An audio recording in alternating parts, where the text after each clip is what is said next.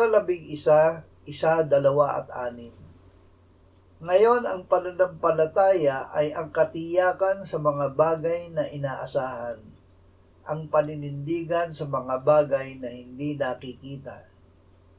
Tunay na sa pamamagitan nito ang mga tao noong una ay tumanggap ng patotoo. At kung walang pananampalataya ay hindi maaaring kalugdan ng Diyos, sapagat ang sino mang lumalapit sa Kanya ay dapat sumampalatayang may Diyos at Siya ang tagapagbigay gantimpala sa mga masigasig na humahanap sa Kanya. Hawakan ang salita.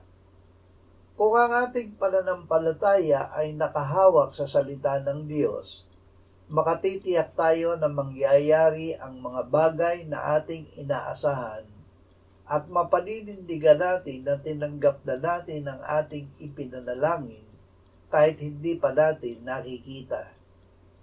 Ang Diyos ay Espiritu at hinahanap niya na tayo ay sumamba sa Kanya sa Espiritu at sa katotohanan.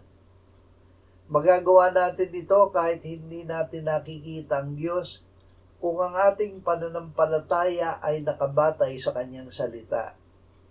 Kung Siya ay ating hahanapin gamit ang pananampalatayang ito, Siya na Espiritu ay ating matatagpuan at tayo ay Kanyang kakatagpuin.